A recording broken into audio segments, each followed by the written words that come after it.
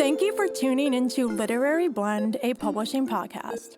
I'm your host, Demi Michelle Schwartz. There's no perfect recipe for chasing a dream in the publishing industry, but I hope the conversations on this show give you the ingredients you need to bake yours into reality. So let's flip the page and get into this chapter of Literary Blend.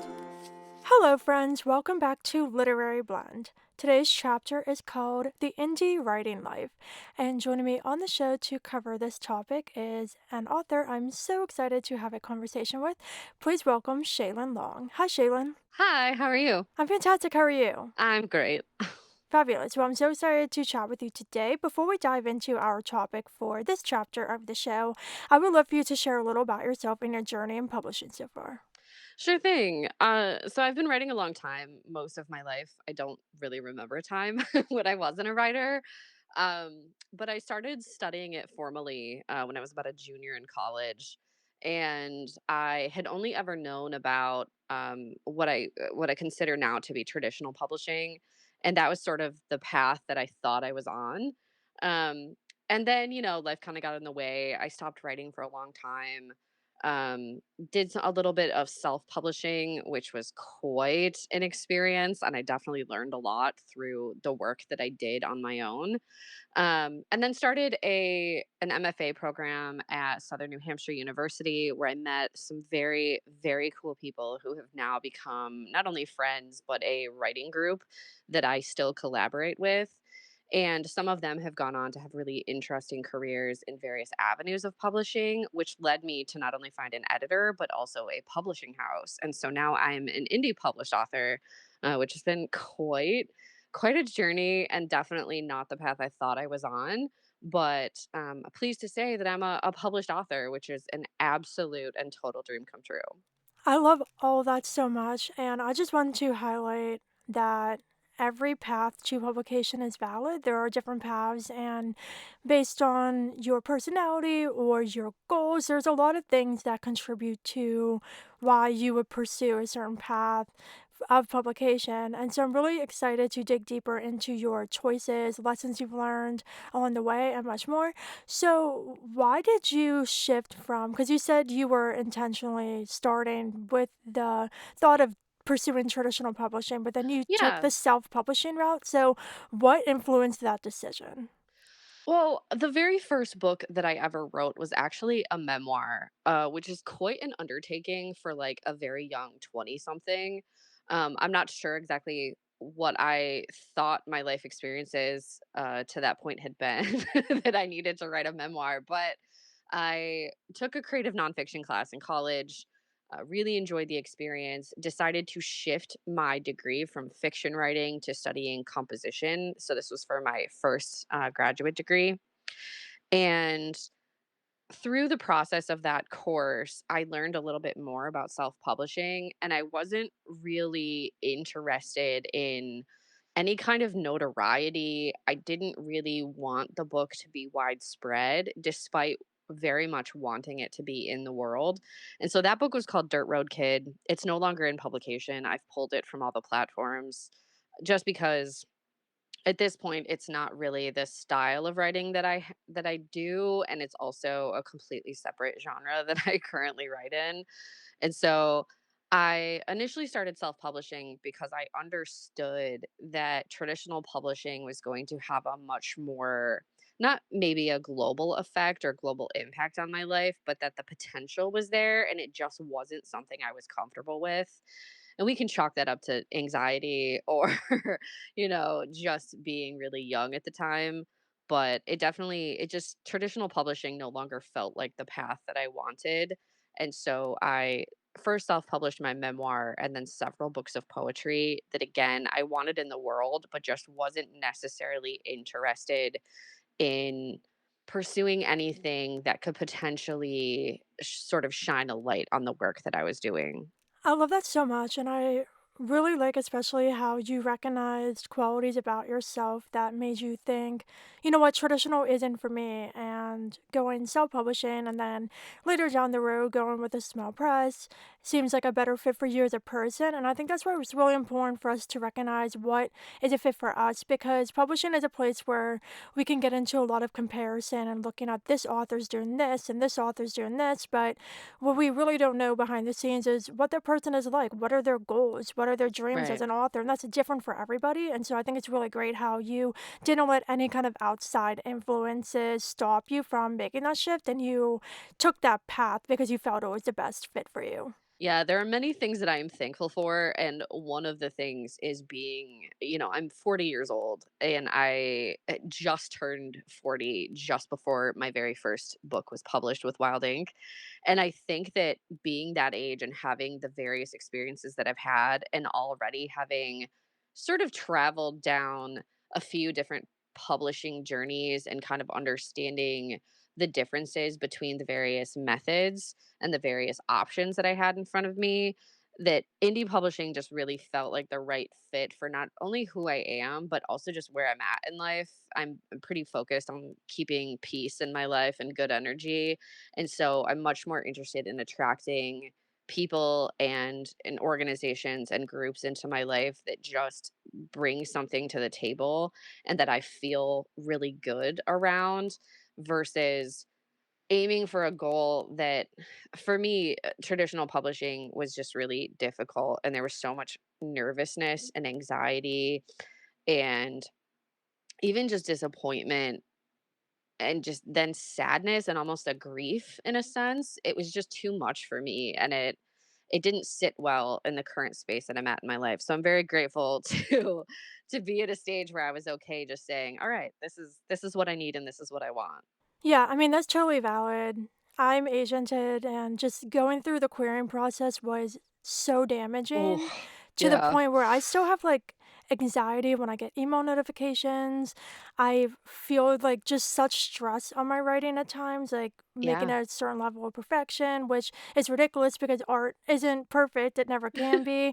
Right. But no, I definitely have that. And, even though I've taken a step in the direction of being traditionally published by getting an agent, it's still like I still deal with these things and not being on submission. It's like the same thing. So it's not fun. And it's definitely sacrificing your peace and your mental health at times. It's a struggle, but Yeah. I'm happy you made a decision to go a more peaceful path for sure. Yeah. So when you made the decision to finally pursue self-publishing, you mentioned how like through school and things you gain some knowledge, but knowing it is definitely different from actually doing it. So when you For sure. started that process, getting the manuscript ready, how has that been with not only prepping the manuscript, but then doing all the other things necessary, like the cover, the formatting, and all of those things? Oh, what a wild experience that was. Because because I'd been self-published before and I had done everything myself. I hadn't worked with an editor. I hadn't worked with any sort of graphic designer or any kind of artist even for any of the works that I was putting out into the world. And so suddenly having this really phenomenal team of individuals to work with and bounce ideas off of was amazing. And I had sort of anticipated a little bit of anxiety, which definitely is part of it. I mean, I don't think you can be an artist and put art out in the world without having some feelings about it. But ultimately, I think the part of the process that I want to highlight is just how supported I felt, not only in my creative process and my perspective of the world as an artist, but just me as a human being. I felt really supported and really cared for. I never felt like I was making choices that went against my gut instincts as the creative, and I think that that's because the fabulous people at Wild Ink are also creatives, and so they understand what it's like to have a vision. So, I really enjoyed it. I also found that the cover design process, because I'm really intrigued by visual art of almost any genre. I just found that part to be really fascinating. So I gathered up a couple of examples of covers that I liked within the genre that I write in, and I sent them over to the cover designer, who also happens to be the owner of the company. And I said, "Hey, these are kind of what I like." It was definitely that black and gold that you can see in the cover of Fury's Fate. and it had this sort of metallic feel to it, which was supposed to be very like ancient in nature because of the actual content of the book. And Abby Wild, the owner of Wild Ink and also the cover designer, sent back like I think like 3 or 4 designs, and I looked at them and I just felt in my gut like what I wanted was for her to combine 2 of them. And I was a little nervous because I think that a creative working with a creative, sometimes it can be a little tempestuous, we'll say. Um, and I think feelings kind of can sometimes get messy. But Abby's a true professional, and I tried to sort of meet her at that level. And so I told her exactly what I wanted, and she did it. And the minute she sent it back, I just remember staring at my computer screen and just like my eyes getting like a little filled with tears. I was like, that's it. That's my book. Like, that's exactly what I wanted. And it was such this like beautiful feeling, and I sent it back. I was like, "Yeah, this is it. This is the one." And then she was like, "Yay!" And so I just so much appreciated that she listened to me and she understood that I just had this vision, and then she was equally excited and happy that we've had that moment together. We still talk about it every once in a while about that cover design experience, and I've got a couple new books in the works, and so I'm really looking forward to the whole process again because it's just so fun. That's so great. I love it. And again, you pointed out the support and having people in your journey who want to be there, who want to celebrate with you, who want to see you succeed. And I think that's great. I think sometimes we could have our goals set on certain things we want as authors, but definitely had that shift in mindset of, I don't want to be internationally famous. You had your own Right. goals, and like your purposes, it's like you want people in your circle who make this enjoyable and not stressful and just a great experience overall. Wild Ink is fantastic, and I think, as well with how it ties into the marketing aspect as well. When you were doing self-publishing, you had to do everything yourself. Now that you're with Wild Ink, you have a little bit more backing with that, but I'm sure you learned a lot of marketing strategies with the self-publishing that you still carry over. So can you share a little about that? Yeah, I think that doing market research is something that I never really anticipated doing, but not only was it helpful sort of while I was doing this all on my own, but even just understanding what is selling in your genre, what kind of covers people are interested in and are capturing people's attention, what sort of I guess I'm gonna say vibes or what sort of trends are happening even in just the blurbs that are either on the back or the inside cover of books within the genre. All of this is like really good information to have sort of in your tool belt. And then also understanding that there are trends within social media that are going to change and change fast, and you kind of have to figure out, or at least I had to figure out, maybe other people don't have this experience, but I had to kind of figure out what my vibes are. My stories are often quite dark. I'm a little, I'm an elder emo at heart. And so all my work is pretty dark and a little ragey. And so the vibes of not only the language that I use to talk about my books, but even the graphics and the art that I use aren't often going to be full of like flowers and unless they're, like black or dead. Um they're just not going to be appropriate. And so I think having sort of even a color scheme for your like Instagram page or a particular filter that sort of sets the mood of your TikToks or something along those lines, that's all stuff I didn't realize I was going to have to think about, but is just a part of my everyday language and my everyday thinking now. So it's been a learning curve for sure. uh, and not one that I always enjoy, admittedly. There is something very tempting about just being the creative and not having to worry about marketing, but that's not a thing that exists in our world the way that it is, no matter what sort of fame you've had or what sort of notoriety has come along with your career. So, I think the biggest thing for me the biggest lesson I've learned is just how to balance my marketing attempts and the research that I do and understanding trends and even just like, when to jump on a bandwagon and when not to. Um, Balancing that out with a full-time job as well as having a family, and I have pets and, just other other things that draw my attention. That's the tough part. The balance is the tough part, and I think the not beating yourself up for not necessarily hitting every trend or growing as exponentially as other artists or other creatives is just kind of part of the deal. So more of the maintenance of peace, but also doing the homework, doing the work. And I think that if you're going to go the indie publishing route or the self-publishing route, and even to some extent the trad publishing route, you're gonna have to do some of the work. The marketing isn't gonna be just like handed to you as much as we all wish that it was. So it's definitely a lesson, but not a bad one. Yeah, so many fantastic points. And I really like how you brought up how no matter what path you're going down, you're going to have to do the marketing. And I Right. think you ended up in a benefit of a situation because you went into this as a self-published author where you had to do everything by yourself. Right. Then you sign with a small press and they're doing some things, but you still need to do a lot of marketing on your own. And I think Right. sometimes traditionally published authors get in their head like, oh, I'm signed with HarperCollins. I don't have to do marketing. It's like maybe like 10 years ago, but now, like everybody has to do marketing. And so I think you learned that lesson really early on and For it's sure. benefiting you now. I think it's a healthier perspective to have, and again, I'm in a place in my life where I'm trying to just be at peace.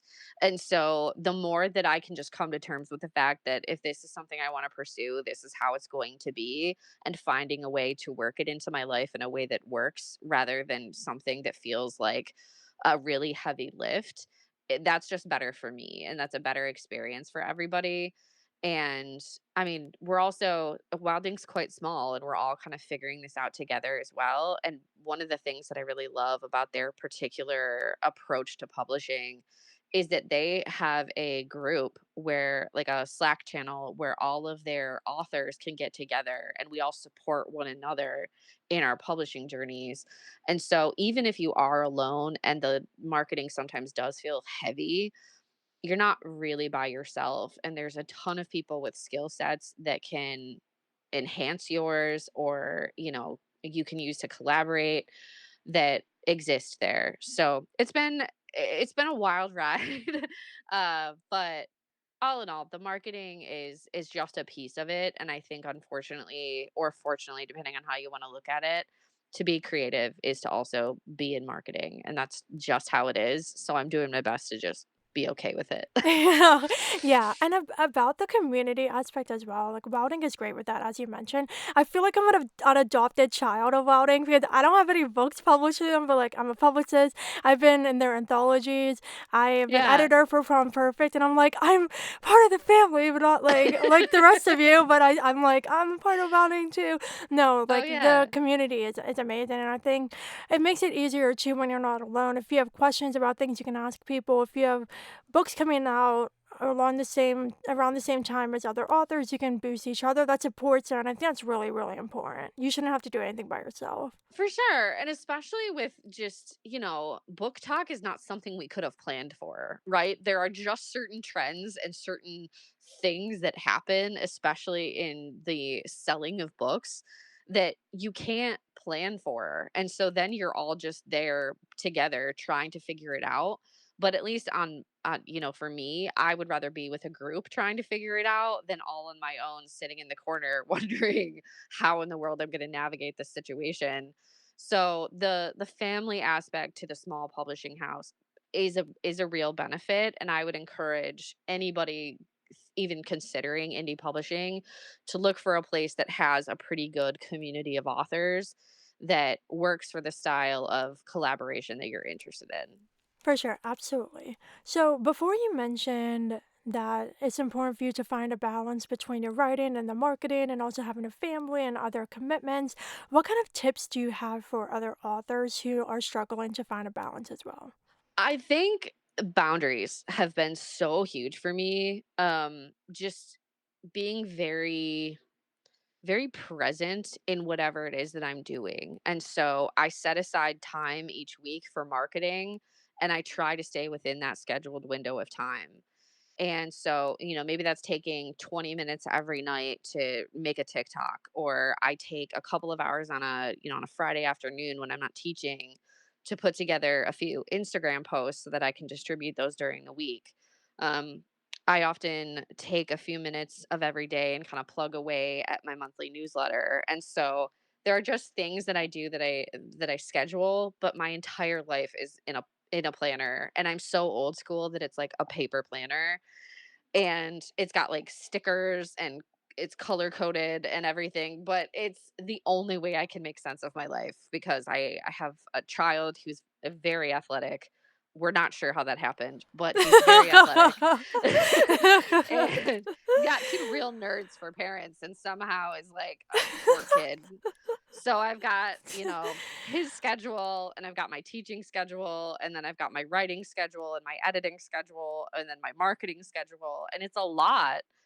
But for me, for a person who does get anxiety, and I actually have an anxiety disorder, for me, that schedule helps me feel like I don't get overwhelmed because I'm like, okay, Friday at 12:15, I'm gonna talk to Demi about writing. Like that's what I've set that time aside for. And so things don't things don't start to pile up where I suddenly get to the end of a week and I realize I haven't looked at my Instagram in a month. So I personally believe in scheduling, but I also think that setting boundaries around those schedules is also really important because I mean, I guess I don't think it matters who you are or what lifestyle you're living. I think that you can't be on all the time.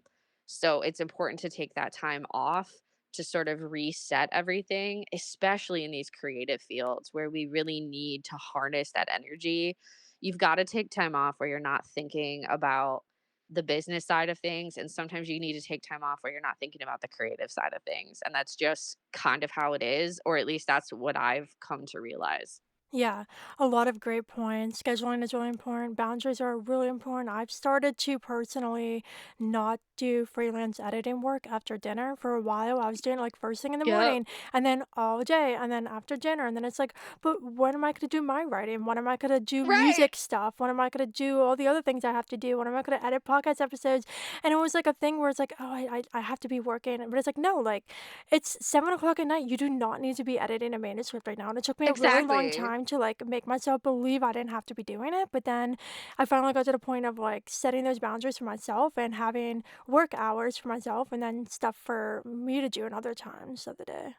For sure. And I've talked pretty publicly about being a person who has endometriosis. And so I have to take care of myself and my body really strictly. And so there's something to be said as well for not pushing myself beyond the point of exhaustion. And I did that for a long time, for many, many years of my life. I'd work 4 jobs and balance it all somehow, and I'm just, maybe it's the era of life that I'm in, maybe it's just learning.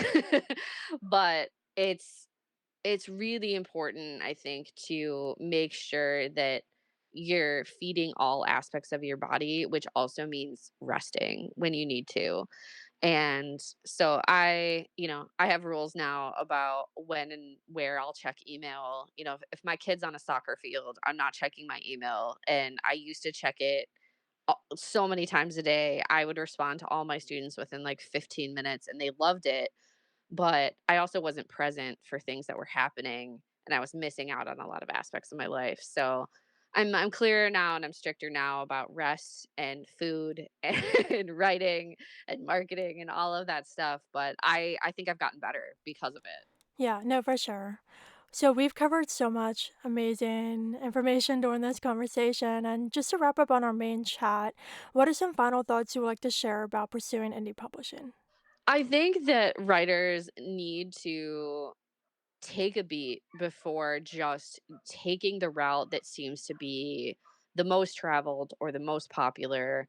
doing the work of making sure that I was where I needed to be for my mental health, for my physical health, in terms of the potential notoriety that comes along with things. I think that indie publishing is having a real moment right now, and I mean that with like all the love in my heart. They are like indie publishing houses and indie writers are magic.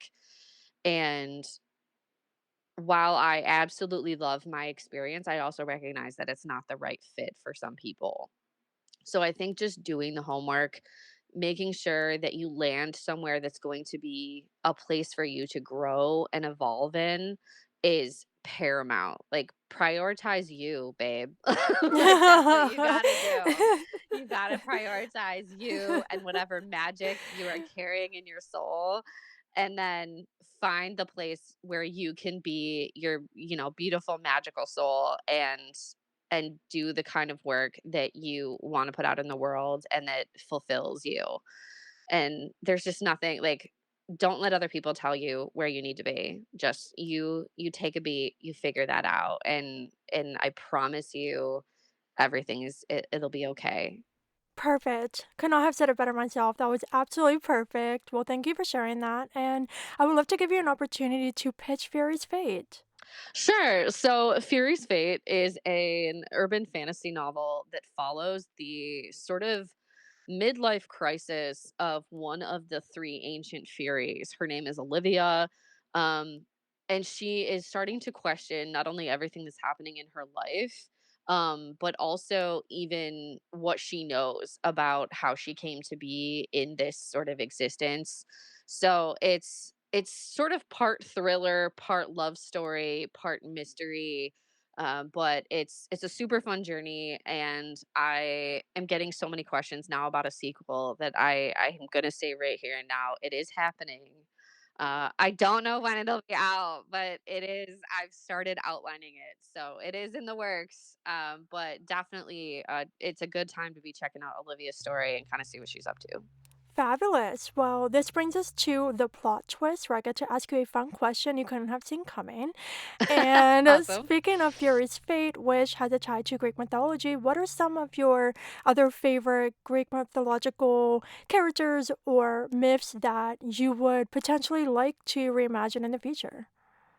I am obsessed with Persephone and So Hades. good. I and, like, I can probably thank, like, Katie Robert for this, like, her reimagining of their story is just, like, epic, but I the idea of what Persephone goes through, and maybe the idea of just completely, like, turning that idea on its head just sits in my brain. So someday you will see a Persephone story from me, because she's fascinating. Yeah, so good. Well, thank you so much for joining me on the show. Can you please share with everybody where they can connect with you online and check out your book? Sure. I can be found on Facebook, Instagram, and TikTok at Shaelynn Long. And I also have a website, ShaelynnLong.com. And through that website, you can go ahead and see my Substack, which is where I put out my monthly newsletter, as well as a few short stories and little snippets of things, little things to sort of, pique your interest until my next book comes out. Fabulous. Well, thank you so much for joining me on the show. Thank you. You're so welcome. And listeners, that is a wrap on this chapter with Shaelynn, all about the indie writing life. If you enjoyed our conversation, please consider leaving Literary Blind a review and giving it 5 stars to help others just like you discover it. Also, if your friends in publishing you think would enjoy the show too, please pass it along to them. Thank you for listening, and until we flip to the next chapter, happy reading and writing.